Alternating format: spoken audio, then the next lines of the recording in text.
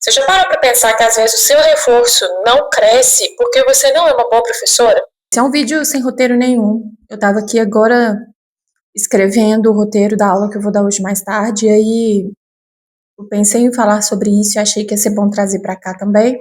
Então, não arrumei cenário, não sei se o áudio tá no melhor jeito dele, mas eu queria trazer essa conversa para cá porque é importante e eu acho que vai mudar também a sua percepção sobre muitas coisas. Você já parou para pensar que às vezes o seu reforço não cresce porque você não é uma boa professora? Porque eu já parei para pensar nisso várias vezes, na verdade eu penso nisso um pouquinho todos os dias, apesar do meu reforço estar sempre crescendo, eles falam que é síndrome da impostora, né, que é quando você é boa, mas você nunca acredita que você é boa o suficiente. Mas não só com esse pensamento sabotador que a gente tem, mas você realmente se preparou para ser uma boa professora de reforço, para ser uma boa professora particular, de matemática, de idiomas, de todas as matérias, que é o meu caso?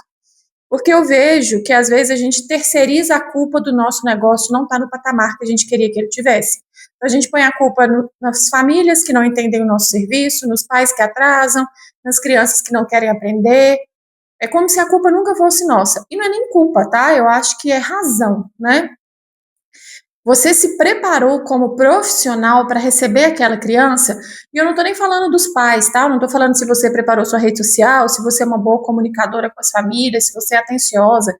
Eu estou te falando no tato com a criança mesmo.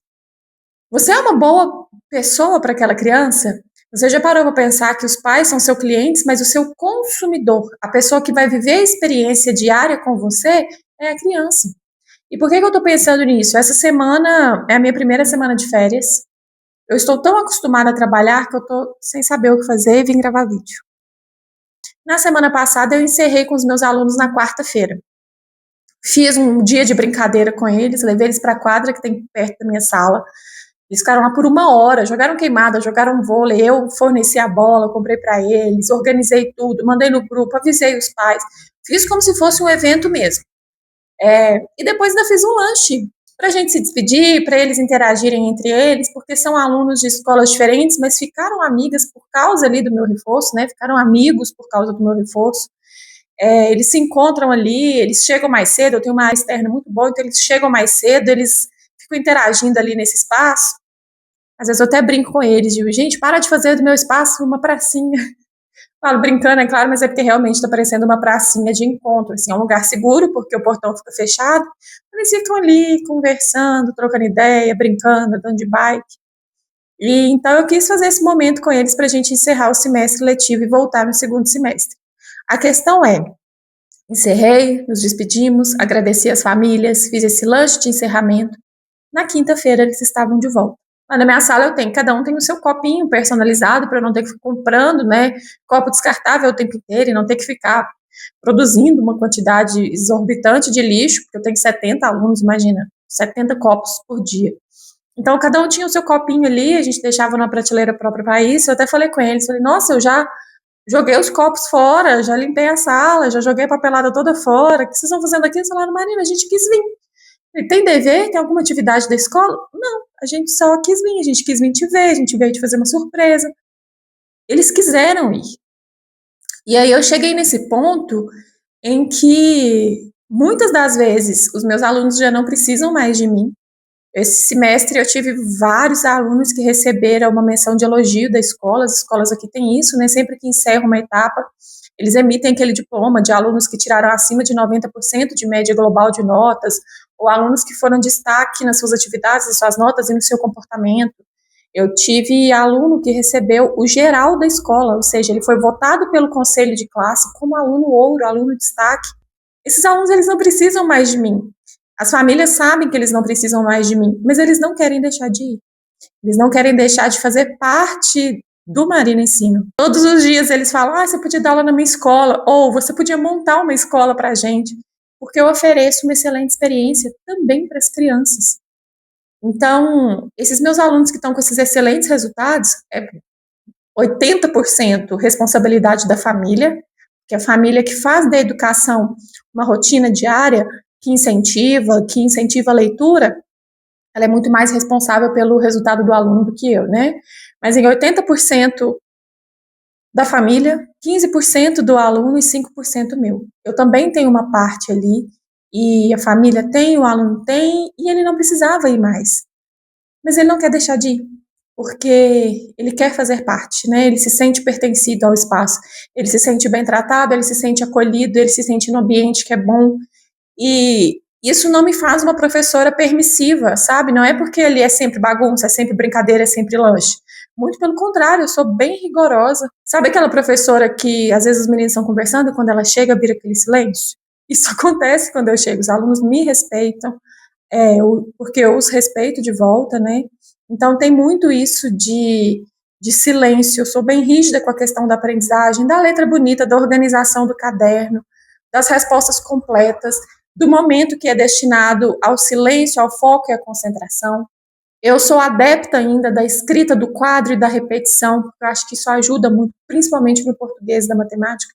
Então, eu sou uma professora extremamente rígida quando se trata de aprendizagem, mas eu sou uma professora carinhosa, eu sou uma professora alegre.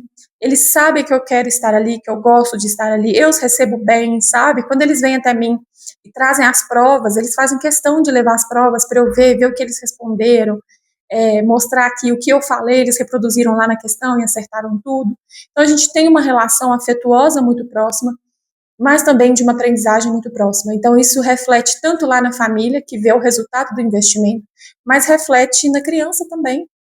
No dia a dia, eu sei que eu sou uma excelente professora, eu sei que eu sou uma excelente amiga dos meus alunos.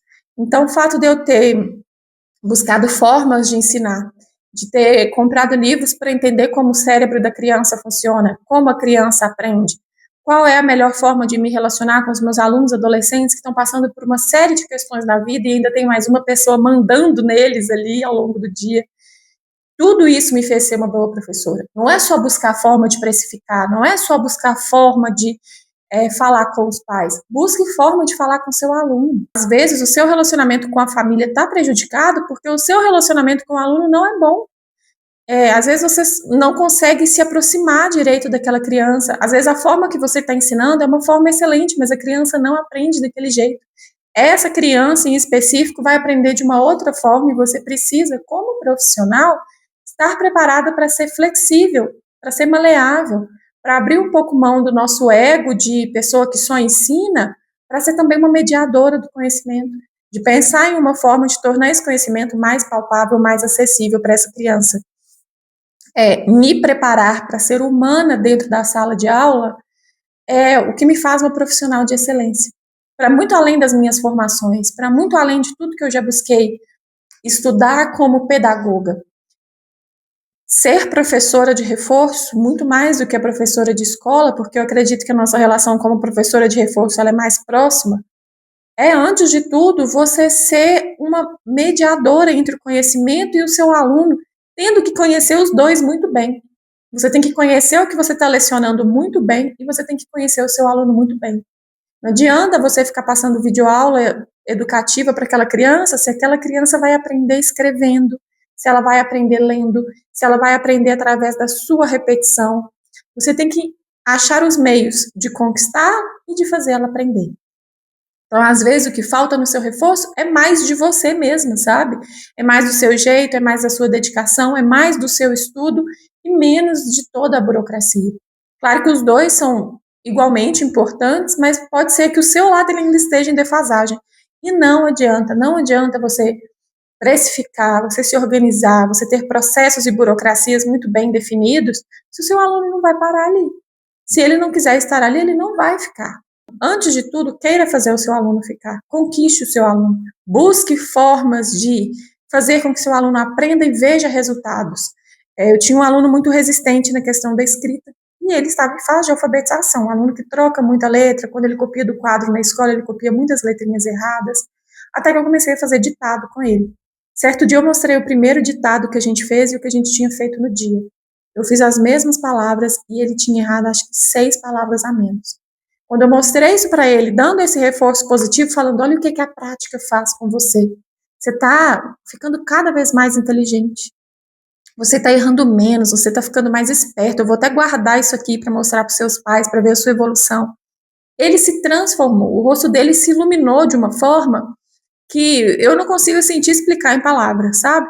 Ali, em um minutinho de contato mais próximo, fez todo o meu trabalho com ele valer a pena. Para mim, para ele, para a família.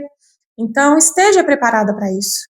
Esteja preparada também para cuidar da sua parte interna, não só dos seus processos externos.